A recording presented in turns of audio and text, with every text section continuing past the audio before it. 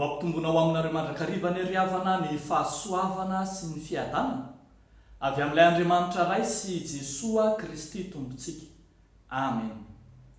Ny fanahy masina mamelona indray ny taolamaina. Ny fanahy masina mamelona indray ny taolamaina. Ao amin'ny bokin'ny Ezekiela toko faha 7:30 ny 9 hatramin'ny 4:40 no anompanantsika izany lohahevitra izany araka ny mofinaina voalahatra anio. Mitantara indrindra ity mofinaina ity makasika ireo taolamaina, endrika na sary anambarana ny zanak'olombelona rehefa tafasaraka amin'Andriamanitra. Tsarontsika mantsy fa tamin'ny voalohany Andriamanitra rehefa nahary ny olombelona dia naka ny tanimanga izy, ny fotaka no volavolainy dia notsofony fofinaina mahavelona zany. Zany hoe zany ny maha olona velona dia ny fisian'ilay fofinain'Andriamanitra. Io ilay rivotra avy amin'Andriamanitra dia ny fanahy masina izany. Ny mahavelona ny olona zany dia ny fisian'io rivotra na ny fanahy avy amin'Andriamanitra io.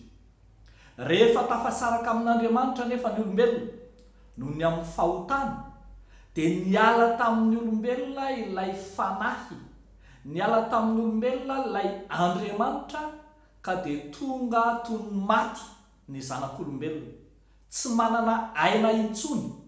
Ary ny ambarana ny bokin'ny Ezekiela azy eto dia hoe tahaka ny taolamaina.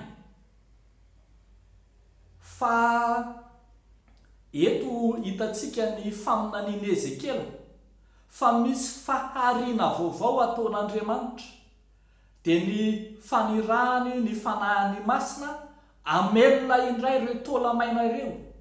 Ireo taolamaina izay niapatrapatra teny amin'ny lohasahandrika ireo no velomin'Andriamanitra indray amin'ny fanahiny, omena aina vaovao, mamerina le aina izay very ary manao fahariana toy ilay tamin'ny voalohany indray mba hamelomana ireo taolana maina ireo.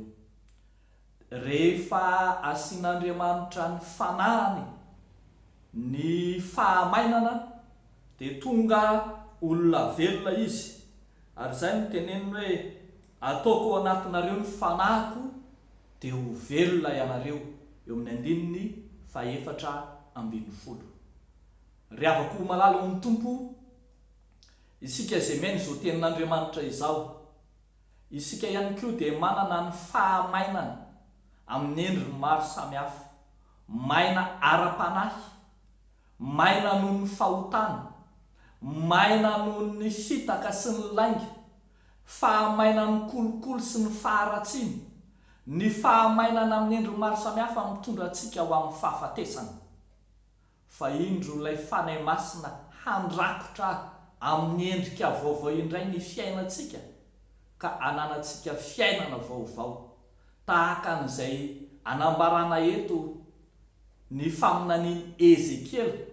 Ezekiela izay midika raha dika hoe lay herin'Andriamanitra, na hoe Andriamanitra mampahery, na hoe Andriamanitra ane hamehery azy, tahaka ny fampaherezana ny ankizy na ny zaza mba hanana hery hoentina miady no indro hanorenan'Andriamanitra sy ny fanahy masina vaovao indray ny hery ao anatin'izay maty ara-panahy, ao anatin'izay maina ara-panahy. Mahery zany ry havako malala fa ho anao indrindra, ho antsika indrindra, ny hery avy amin'ny fanahy masina amelona izay maty amin'ny fahotana. Dia ho an'Andriamanitra irerian'ny voninahitra. Amen. Hivavaka isika. Andriamanitra faly misaotra anao zahay, ilay Andriamanitra mamelona fa tsy mamono, ilay Andriamanitra manao faharina vaovao aty anatinay indray, ka dia manetsika anay izay taola maina, tsy afaka nandeha, tsy afaka miasa, tsy afaka miaina.